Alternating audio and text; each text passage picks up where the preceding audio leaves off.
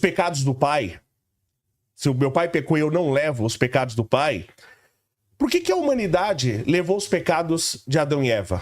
Por que Jesus teve que vir para lavar esse pecado? Porque eu não cometi esse pecado. Nem tava lá. Primeiro que eu nem ia acreditar numa serpente, que eu não sou otário. De uma serpente me falar alguma coisa e eu ia acreditar nela. Né? Então eu cometi esse pecado. Por que eu levei esse pecado? Nós temos que entender que todas as nossas decisões têm impactos que afetam a posteridade. Não é uma questão de transmissão de pecado. É uma questão de entender que tudo que nós fazemos impacta a posteridade. No caso de Adão, e o grande problema foi com Adão, porque para Adão foi dada a ordem: cultive e guarde o jardim. E essa ordem foi dada, e a orientação não coma do fruto proibido do conhecimento do bem e do mal, foi dada a Adão. Mas Eva sabia disso também.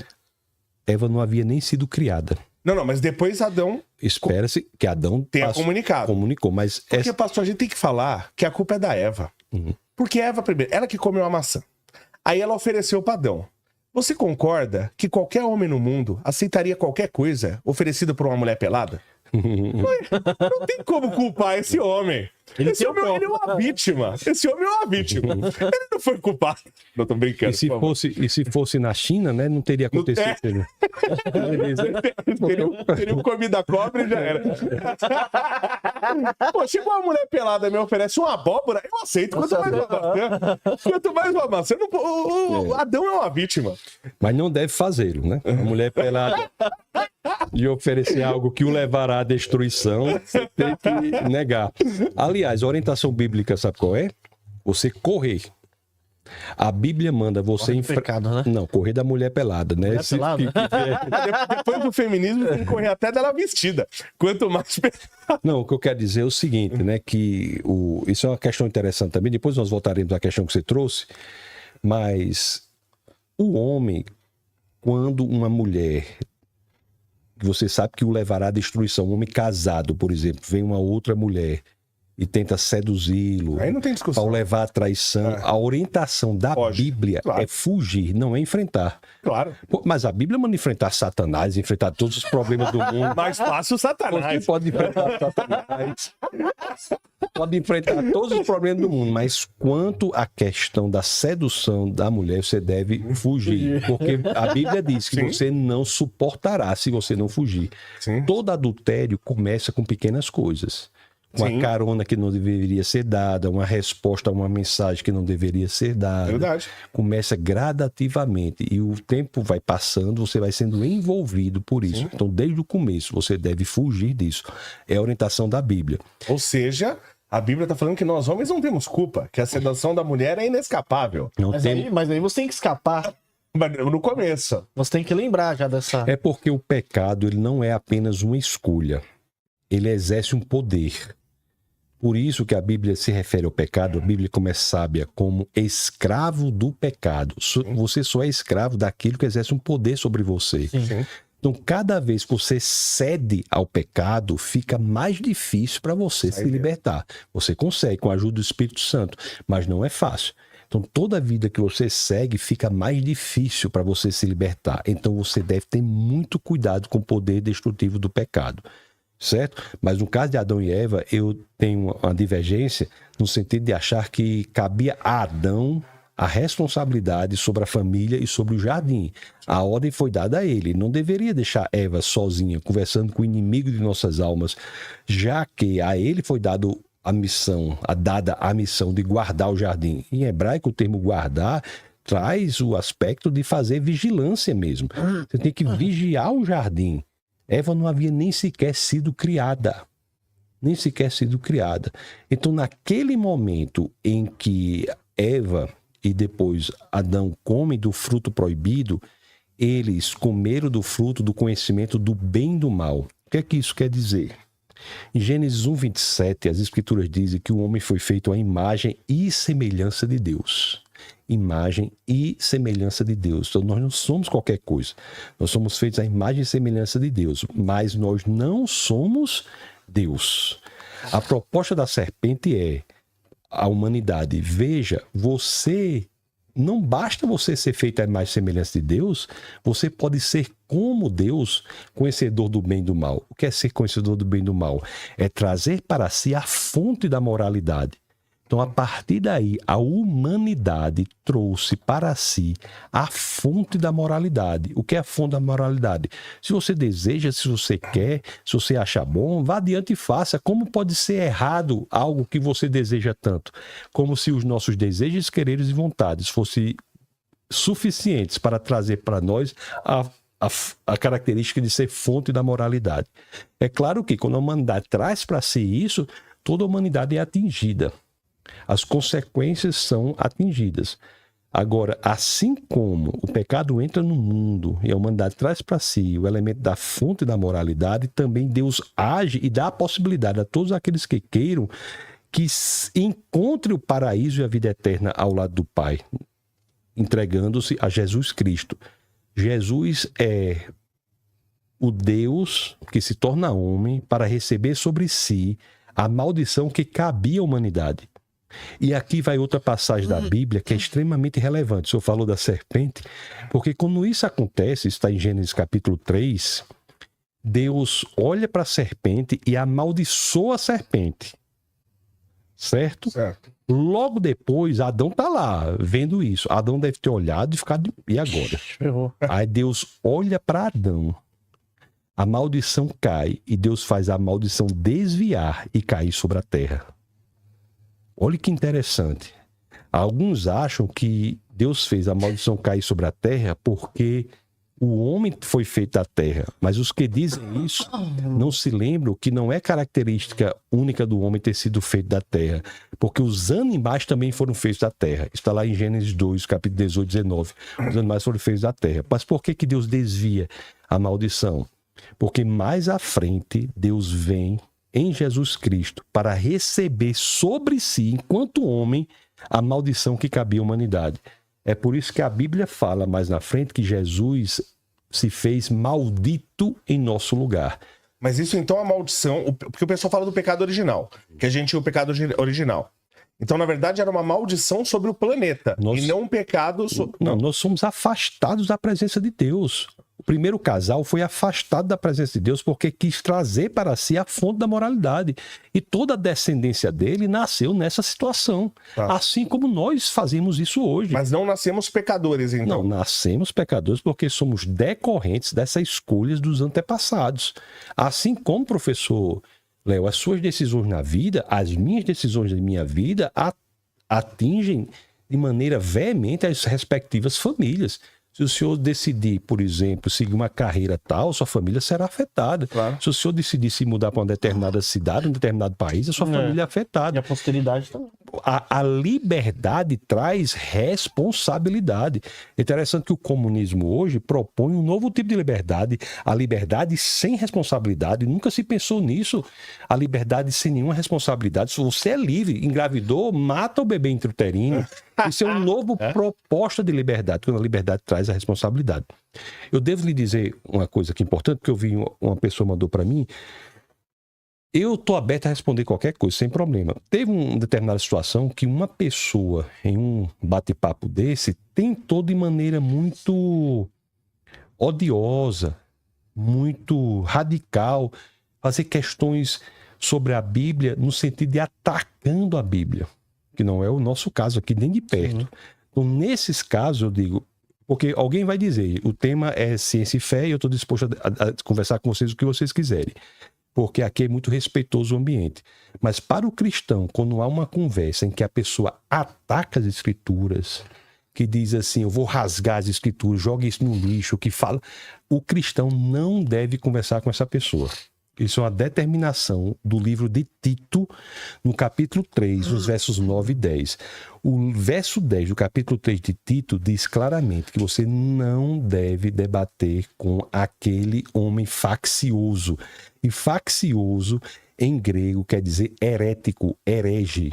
Então, isso, eu só deixar isso claro, porque vão dizer que eu estou respondendo perguntas fora do tema, que eu não fiz em outra situação, porque eu estava conversando com uma pessoa que estava emocionalmente transtornada e agredindo ferozmente as escrituras, mas que não é o nosso caso. Eu tenho o maior prazer, sabendo, se eu souber, responder e dar minha colocação para quaisquer que forem as situações, tá? Perfeito. Até aproveitando isso, né? Tem uma parte em Gênesis, se eu não me engano, eu também peguei essa parte aqui, que fala assim, né? Tenham muitos e muitos filhos, espalhem-se por toda a terra e a dominem. E tenham poder sobre os peixes do mar, sobre as aves que voam no ar e sobre os animais que se arrastam pelo chão. E aí hoje é o seguinte, a gente vê, então, pra gente ter muitos filhos, que eu entendo, e para os animais não servirem, certo? Certo.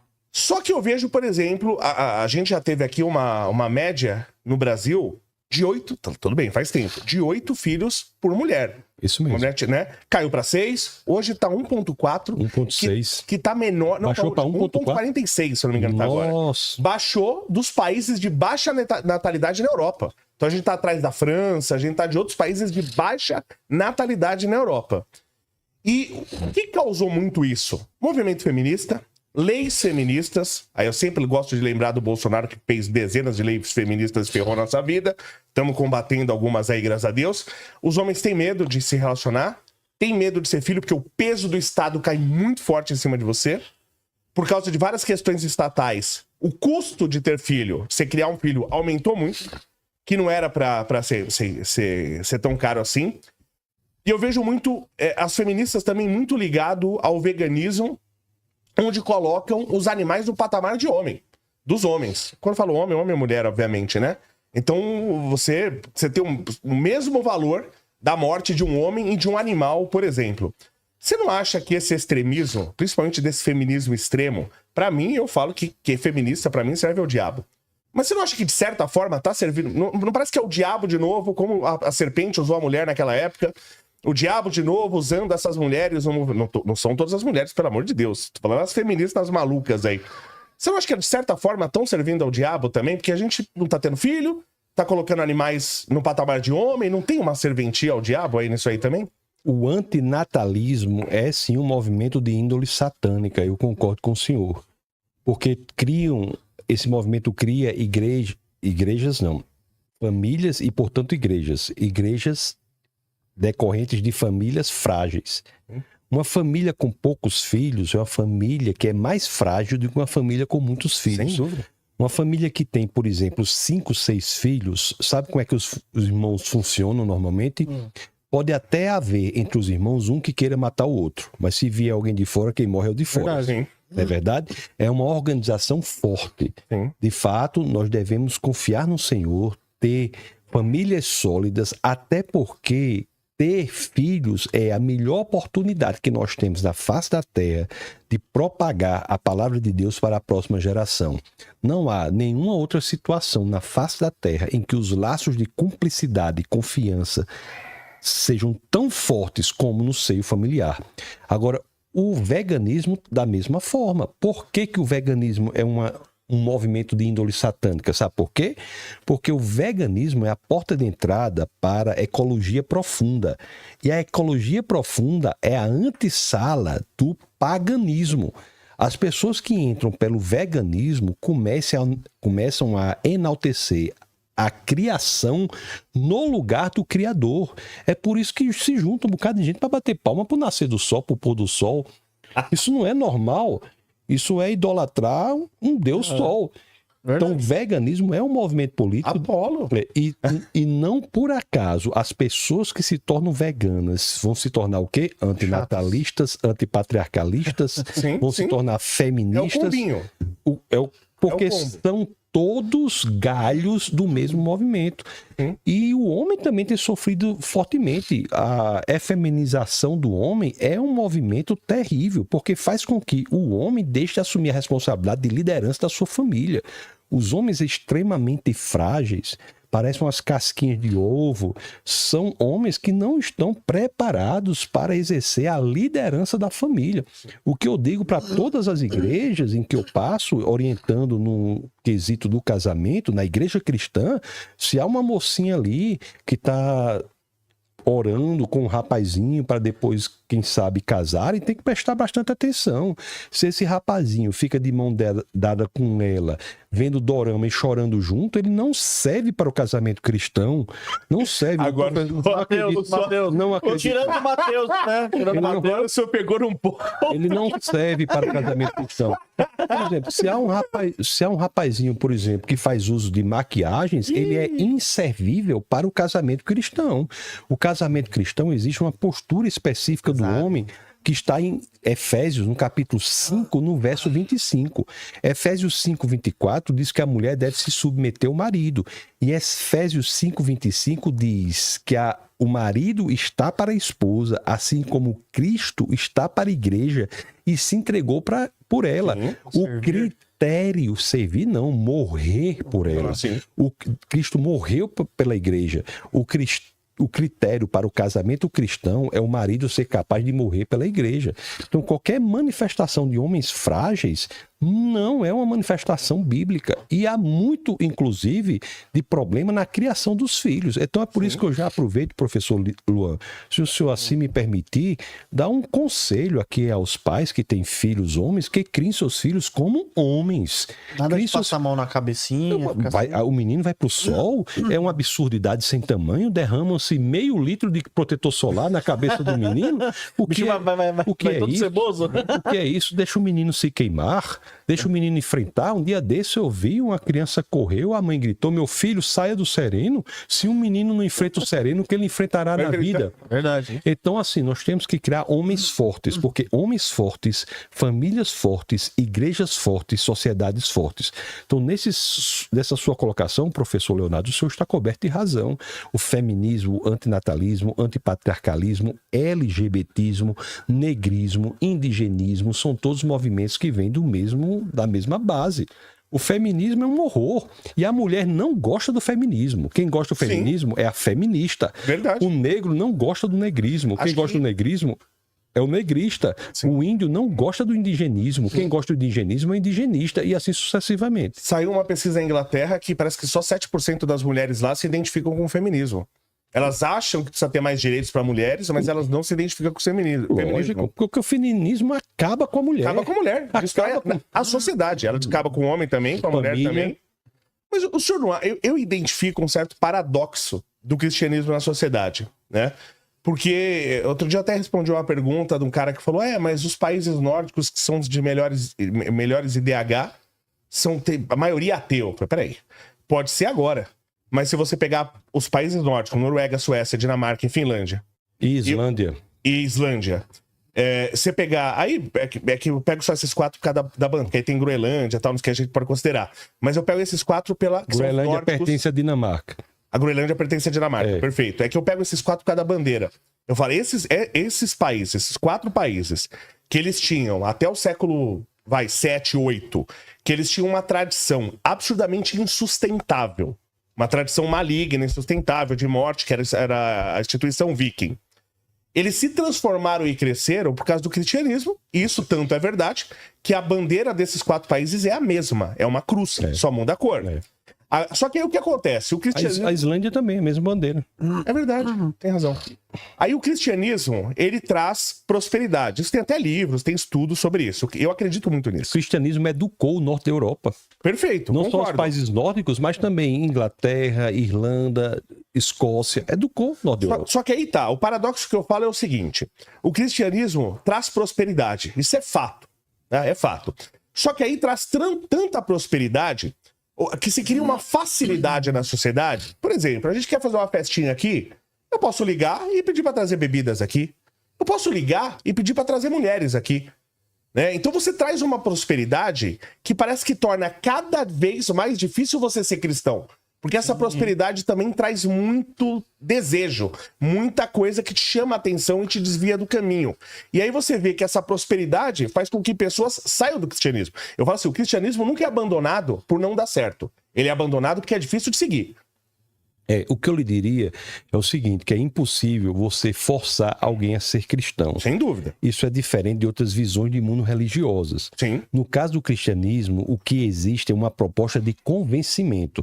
Ou a pessoa se convence da viabilidade do cristianismo, que é a expressão genuína da verdade, entrega a sua vida a Jesus Cristo e se torna cristão, ou então não se tornará. Existe uma passagem nas Escrituras que diz assim: os mornos serão vomitados. Só se vomita o que se está dentro. Então a hipocrisia é inservível como método no cristianismo. Ele será fortemente punida. Agora, como é por convencimento, o cristianismo aceita a diversidade, a tolerância, a democracia. Só há verdadeiramente tolerância nos países de matriz cristã. Em qualquer outro país não há essa tolerância. Sim. O cristianismo é, por excelência, a visão de mundo mais tolerante que existe. Você pode analisar, professor Leonardo, quais são os lugares no mundo em que há passeata gay, parada gay. Só em países de matriz cristã, judaico-cristã, se quiser incluir Israel no Oriente Médio. Sim. Porque se você analisar, nenhuma outra visão de mundo permite isso. O Islã não precisa nem dizer. Claro. E o ateísmo também não. Cadê China, Coreia do Norte, Rússia? Onde é que tem passeata gay nesses lugares? Então o cristianismo é a favor da liberdade. O homem é livre para escolher e arcar com as consequências de suas escolhas. Mas o senhor não entende que o cristianismo... Eu não estou falando que é culpa do cristianismo. É culpa das... Por exemplo, tem uma igreja que eu frequento assim. Eu não sou de frequentar a igreja, né? Mas tem uma que eu tenho muita simpatia. E está acontecendo uma coisa lá interessante, né? Os jovens, eles tinham que decorar versos bíblicos e recitar. Mas aí hoje os jovens não querem mais. Porque eles têm vergonha. E os caras estão lá dentro, falando, então não precisa mais. Eu falo, não, sempre se fez. Ele tem que decorar, tem que recitar. Se ele tem vergonha, é problema dele.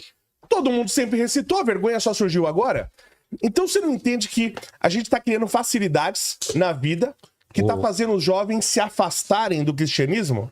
Ô Luan, no último bate-papo que nós tivemos aqui, eu tive a impressão que o professor Léo seria cristão. Agora eu tô tendo a impressão que ele vai ser pastor. Mas, ó, eu não tenho competência. Mas, ó, o que ele tá dizendo aí... Sabe que muita gente falou nos comentários do negócio? Falou que o Léo vai dar muito trabalho pra Satanás. Vai. Daqui a pouco o Léo vai chegar com um sapatinho aqui de crente. Aqui. Professor Leonardo, eu não tenho nada a dizer senão concordar plenamente com o seu posicionamento. O cristianismo é contra o mundo. O mundo tem que detestar o cristão.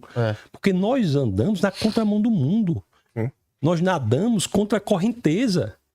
Então, se a pessoa não sofre algum tipo de perseguição em razão da sua fé, é bom que reavalie a sua saúde espiritual. Não existe isso de você negar a Cristo, negar, ter vergonha das Escrituras. Isso não é cristianismo. Sim. O pastor tem, de maneira muito veemente, de chamar as pessoas à responsabilidade, dizer que Cristo morreu por nós. Foi Cristo que nos deu a liberdade interior, graças ao sacrifício que ele fez na cruz. O cristianismo nos coloca em outra perspectiva. Nós olhamos para a eternidade e tudo aqui fica em uma nova dimensão. Nós não ficamos aqui preocupados com situação que não sei quem vai me perseguir, não sei quem vai gostar. É a verdade. Pode o sangue dar na canela, pode chover canivete, nós não negamos o nosso Senhor e Salvador Jesus Cristo, e este é o testemunho de cristãos até hoje. Mais cristãos foram mortos no século XX em razão da sua fé do que nos 19 outros séculos somados.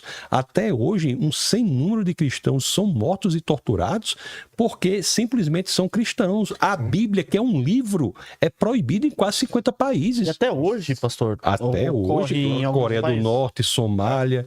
Tem um site que fala, sempre vai atualizando, claro. Portas abertas, né? Os 10, não lembro se é isso, mas os 10 países mais perigosos para cristãos.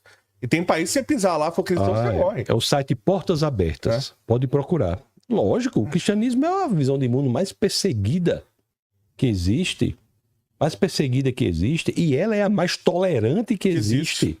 O cristão fundamentalista morre por Cristo. Não mata por Cristo, não. Sim. Morre por Cristo. Então, são razões, modos de ser totalmente diferentes. O cristianismo é o lugar onde há liberdade, diversidade. Há mais tolerância e diversidade hoje na igreja do que na universidade.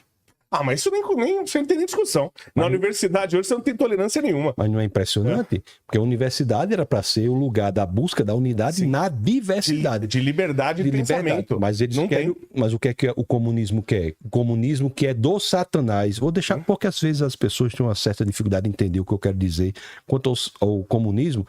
E eu deixo bastante claro para não restar dúvida. O comunismo é uma ideologia do Satanás.